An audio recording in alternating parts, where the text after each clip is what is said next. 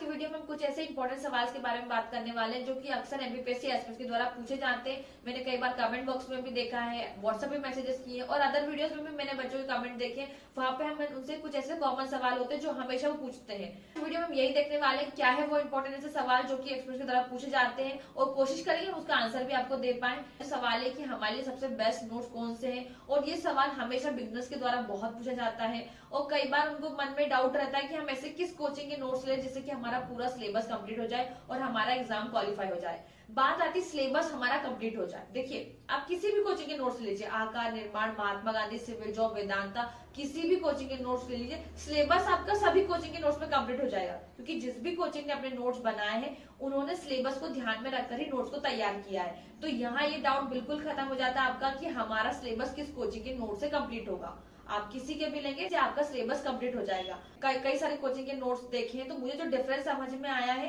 Syllabus के लिए मुझे कोई डाउट नहीं कि सिलेबस आकार कंप्लीट कर रहा है, निर्माण या महात्मा गांधी, मैंने जहां तक देखा सिलेबस सभी ने कंप्लीट किया है।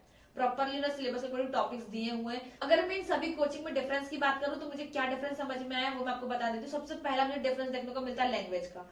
आप जाएंगे तो आपको लैंग्वेज का डिफरेंस काफी देखने को मिल जाएगा। किसी की लैंग्वेज बहुत ज्यादा इजी है, किसी की थोड़ी सी टफ है, किसी की थोड़ी सी और ज्यादा टफ है, किसी की मॉडरेट फॉर्म में है। तो लैंग्वेज में थोड़ा सा आपको प्रॉब्लम आ सकती है कि आपको किसी की लैंग्वेज समझ में आ रही है, किसी की लैंग्वेज समझ में नहीं आ रही है। अगर आप सेल्फ स्टडी कर रहे हो तो आपको इजी लैंग्वेज वाली चीजें ज्यादा समझ में आ जाती है। जैसे बहुत सारे लोग बोलते हैं कि आकार के नोट्स बच्चे बहुत ज्यादा फॉलो करते हैं, तो आकार के नोट्स इसलिए ज्यादा फॉलो करते हैं, कंटेंट तो उनका बहुत अच्छा है ही, प्लस उसकी लैंग्वेज इतनी अच्छी है कि आप अगर सेल्फ स्टडी कर रहे हो, कोई टॉपिक अगर आप पहली बार पढ़ रहे हो तब भी आपको वो चीज समझ में आ जाएगी। इसलिए बच्चे आकर की तरफ ज्यादा जाते हैं। तो जो लैंग्वेज को लेकर डिफरेंस वो यही होता है। ठीक है, बात आती है कि फिर कंटेंट को लेकर। देखिए, अगर कंटेंट की बात करें तो किसी ने बहुत ज्यादा थ्योरी में चीजों को समझाने की कोशिश की, किसी ने पॉइंटर्स को, किसी ने मैपिंग बहुत यूज की, किसी ने फ्रेमिंग ज्यादा यूज की, किसी ने टेबल फॉर्म में ज्यादा चीजों को यूज किया है। तो वहां पे उनकी जो फ्रेमिंग होती है नोट्स को लेकर वो आपको डिफरेंट देखने को मिल सकती है, ताकि आप याद करने में चीजों को पढ़ने में ज्यादा ईजी हो पाए।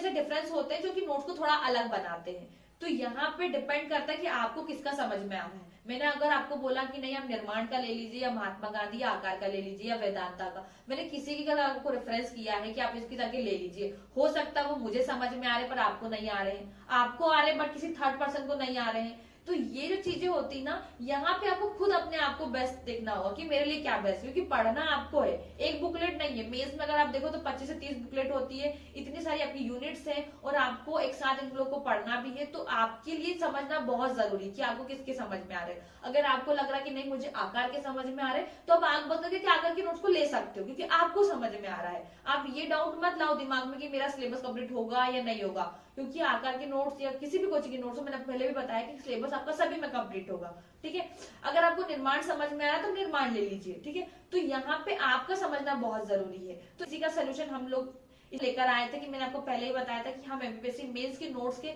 रिव्यू वीडियो की सीरीज चला रहे हैं, जिसमें हम हर एक कोचिंग के नोट्स का रिव्यू करेंगे, फुल रिव्यू करेंगे। जितनी भी बुकलेट्स है उनकी मेंस की, उन सभी का सैंपल पीडीएफ टेलीग्राम पे अपलोड किया ताकि आप पढ़ के अच्छे से देख पाए। जैसे हमने आकार के नोट्स का रिव्यू किया, उनकी जितनी भी यूनिट्स के नोट्स अवेलेबल है, जितने पेपर्स के नोट्स अवेलेबल है, हमने सभी का सैंपल पीडीएफ टेलीग्राम पे अपलोड किया है, ताकि आप रिव्यू देखने के बाद हर एक यूनिट को, हर एक पेपर को बहुत अच्छे से पढ़ के देख लें। निर्माण का भी सेम हमने किया है, आईएएस का भी किया है, तो काफी सारी कोचिंग के नोट्स का रिव्यू किया ताकि आप प्रॉपर अच्छे से उनको देख पाए और आपके लिए क्या बेस्ट है वो आप चुन पाए। तो मुझे नहीं लगता कि अब आपके दिमाग में चीज आनी चाहिए कि हमारे लिए क्या बेस्ट है। ठीक है, आते हमारे सेकंड सवाल की तरफ। हमारा सेकंड सवाल जो होता है कि क्या हमें प्री और मेंस की तैयारी साथ में करनी चाहिए। तो देखिए, मैं वो क्लियर कर देती हूँ। अगर आपके पास टाइम है तो आप प्री और मेंस की तैयारी साथ में ही करें, तो ये आपके लिए ज्यादा अच्छा होगा, क्योंकि प्री के बाद आपको इतना समय नहीं मिलता कि आप पूरे मेंस को सिलेबस को कंप्लीट कर पाए। तो अगर हम करंट सिचुएशन की बात करें तो हम देखते हैं कि 28 अप्रैल को आपका प्रीलिम्स का एग्जाम है 24 का। अब ये सवाल आता है कि हम प्री और मेंस दोनों साथ में कर ले, तो देखिए अभी आपके पास 3 से 3.5 महीने आराम से है ना। प्रीलिम्स की तैयारी की बात करें तो आप आराम से 2 से 2.5 महीने में आराम से कर सकते हैं। तो अभी आपके पास समय है, तो आप प्रीलिम्स की तैयारी तो आपको करनी है साथ में आप कुछ ऐसे सब्जेक्ट उठा ले मेंस के जो प्रीलिम्स से हटके हैं। जैसे कि बात करें पेपर 4, 5 और 6, ये 3 पेपर ऐसे हैं जो कि आपके प्रीलिम्स में कहीं भी नहीं है, कंप्लीट कर सकते हैं। इनका सिलेबस भी छोटा है, आप इनको कम समय में कर सकते हैं। जैसे हिंदी आप उठा सकते हैं, आप हिंदी आराम से 1 महीने में कंप्लीट कर सकते हैं। अगर आप बहुत ज्यादा टाइम दे रहे हैं तो आप 25 दिन में इसको कंप्लीट कर सकते हैं। उसके बाद आप निबंध स्टार्ट कर सकते हैं, हफ्ते में 1 या 2 निबंध डेली लिखिए आप, वो आप स्टार्ट कर सकते, एथिक्स पढ़ना आप शुरू कर सकते, और आपके पास ज्यादा टाइम बचता है तो पेपर थर्ड को भी उठा सकते हैं। तो कुछ ऐसे 3-4 पेपर है जो आपके प्रीलिम से पहले आप उसको कंप्लीट करके रख सकते हैं, ताकि आपका जब मेंस का एग्जाम आए तब आपका सिलेबस कंप्लीट करने के लिए इतना प्रेशर ना हो।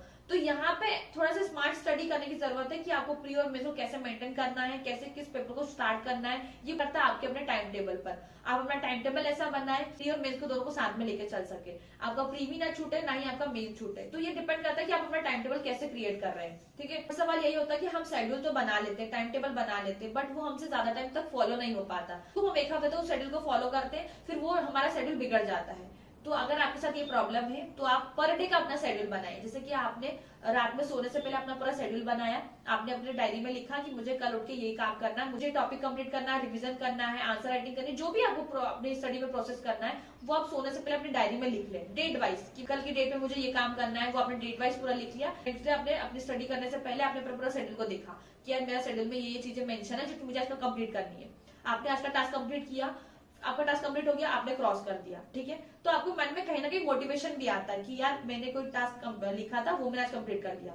तो ये हमें मोटिवेशन का काम भी करता है। फिर हमें क्या करना है, नेक्स्ट डे हमें सोने से पहले फिर हमें नेक्स्ट डे का हमारा टास्क लिख देना कि मेरा टास्क है, मुझे कंप्लीट करना है। तो क्या होगा कि आप अपने शेड्यूल से भटकोगे नहीं, ये आपके लिए बहुत हेल्पफुल भी होगा। प्लस एक मोटिवेशन भी आता है हमें अंदर से, और एक कॉन्फिडेंस भी आता है कि यार हमने कोई चीज सोची थी वो हमने कर ली। ठीक है, तो ये आप फॉलो कर सकते हो। वहां पे हमें प्री और मेंस के शॉर्ट नोट्स बनाना चाहिए। तो शॉर्ट नोट्स मेरा ये मानना होता है अपने कंफर्ट के हिसाब से होता है। जैसे अगर हो सकता है कि किसी को डेट्स याद करने में प्रॉब्लम आती है, किसी को नेम याद करने में प्रॉब्लम आती है, किसी कुछ ऐसी चीजें होती है जो बार बार वो भूल रहे हैं, कुछ ऐसे पॉइंटर्स जो होते हैं जो हमें मेंस में कहीं ना कहीं इनपुट करना होता है। तो ये अपने कंफर्ट के हिसाब से आप नोट्स बना सकते हो। जैसे हम बात करते हैं हिस्ट्री का, आपने हिस्ट्री का अपना पूरा सिलेबस कंप्लीट किया, जितनी भी हिस्ट्री की यूनिट्स है वो आपने कंप्लीट कर ली। कुछ में से लग रहा है कि कुछ ऐसे इंपॉर्टेंट डेट्स है जो हम बार बार भूल रहे हैं, कुछ ऐसे नेम है राजाओं के, या उनके पद के नाम हुआ, या उनके शासन व्यवस्था पर कुछ ऐसे नेम हुए हैं, या उनके शासन में कुछ ऐसे लेखक रहे जिन्होंने कुछ इंपॉर्टेंट किताबें लिखी है, जो कहीं ना कहीं आपको लगता है कि ये कुछ ऐसी चीजें हैं जो मुझे कहीं ना कहीं आंसर में इनपुट करनी है। तो आप उनके शॉर्ट नोट्स बना ले ताकि आप उसको बार बार रिवाइज करें, तब अपने आंसर में उनको इनपुट कर पाए। तो ये अपने कंफर्ट के हिसाब से होता है। आपको जो चीज नहीं याद हो रही है, जो चीज आप बार बार भूल रहे हैं, जो आपको लग रहा है कि कहीं ना कहीं मुझे आंसर में काम आने वाली है, उसके आप शॉर्ट नोट्स बना ले।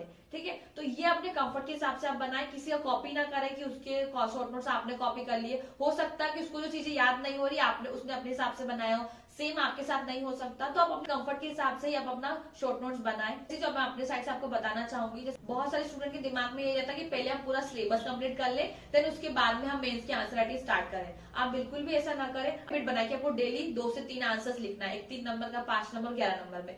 ये तीनों स्टेप्स में आपको आंसर लिखना आना चाहिए। आप ये तीनों स्टेप्स की आंसर की प्रैक्टिस स्टार्टिंग से करें कि आपको 3 नंबर में कोई क्वेश्चन आप डेली लिखे, एक 5 नंबर में लिखे, 11 नंबर में लिखे, और कोशिश करें आप फॉर्मेटिंग वाली कॉपी में लिखे। जैसे आपको साइड में कॉपी दिख रही होगी कि पूरा रजिस्टर है, पर 3 नंबर का भी एक फॉर्मेटिंग आपको दिख रही होगी, 5 नंबर में भी आपको दिख रही होगी, और 11 नंबर में भी। ठीक है, तो क्या करना है आपको, अगर 3 नंबर क्वेश्चन अगर आप लिख रहे हैं तो ये 3 लाइन में आप लिखिए। 5 नंबर का लिख रहे हैं तो आप 8 लाइन में उसको कंप्लीट करें। अगर आप 11 का लिख रहे हैं तो उसके लिए आपको 2 पेजेस आराम से मिलते हैं, तो उसमें आप उसको कंप्लीट करें। तो कॉपी में शुरू से प्रैक्टिस करेंगे तो आपको एक हैबिट बन जाएगी, तो आपको एग्जाम टाइम में इतनी प्रॉब्लम नहीं आती है। तो यहाँ पे इसको आप जरूर फॉलो करें। कोर्स की डायरी जरूर मेंटेन करें। जैसे कि आपके निबंध के लिए आपको कोर्स बहुत हेल्पफुल हो सकते हैं, एथिक्स में आपको कोर्स बहुत हेल्पफुल हो सकते हैं। निबंध में जितने भी टॉपिक्स आपके दिए हुए हैं निबंध के, उन टॉपिक्स के ऊपर आप कोर्स जरूर लिख लें डायरी में। कोर्स लिखे, शिक्षा के ऊपर आप लिख लें, महिलाओं के ऊपर आप लिख लें, कृषि के ऊपर आप कोर्स जरूर लिखे। कुछ ऐसे कॉमन टॉपिक होते हैं जो कहीं ना कहीं आपकी एग्जाम में हर साल क्वेश्चन पूछे जाते हैं, तो आप उनके ऊपर कोर्स लिख लें। कोर्स अगर आपने अपने आंसर में इनपुट किया है तो आपको कहीं ना कहीं आपको नंबर मिलने के चांसेस भी ज्यादा होते हैं, और पढ़ने वाले को भी अच्छा लगता है कि हाँ कोर्स लिखा है, चीजों को बहुत इंपॉर्टेंस वहां पे मिल जाती है हमारे क्वेश्चंस को। तो वो चीजें आप छोटी छोटी चीजों को जरूर फॉलो करें। तो बच्चों की तरफ पूछा जाता है कि हम कौन से मैगजीन फॉलो करें मेंस के लिए, तो मैगजीन मार्केट में अवेलेबल है, आप वहाँ पे उनको एक बार देख सकते हैं पढ़ के। बट मैंने क्रॉनिकल की मैगजीन देखी थी, वो काफी अच्छी मैगजीन है, आप उसको फॉलो कर सकते हैं। वो मेंस की आंसर राइटिंग में काफी हेल्पफुल होती है आपके लिए। समय मिले तो योजना कुरुक्षेत्र की मैगजीन आती है पतली सी, आप उसको भी पढ़ सकते हैं, वो भी आपके मेंस में काफी हेल्पफुल होगी। तो कुछ छोटी छोटी चीजें हैं जो आपको मेंस में ध्यान रखनी होती है, के हिसाब से उनको फॉलो करते रहें। तो कुछ ऐसे ये इंपॉर्टेंट सवाल थे जो कि बच्चों की तरह हमेशा पूछे जाते हैं, तो मैंने कोशिश की है कि अपने साइड से वो कुछ आंसर मैं कर पाऊं। अब अगर आपको कोई फीडबैक हो, कोई सजेशन हो, कोई डाउट हो आपका, तो आप जरूर बताइए। कमेंट बॉक्स में हम बता सकते हैं या व्हाट्सएप पे मैसेज कर सकते हैं। तो ऐसे हेल्पफुल वीडियोस के लिए आप चैनल को आगे सब्सक्राइब कर लें और अपने दोस्तों को भी शेयर करें। थैंक यू सो मच, मिलते हैं नेक्स्ट वीडियो में।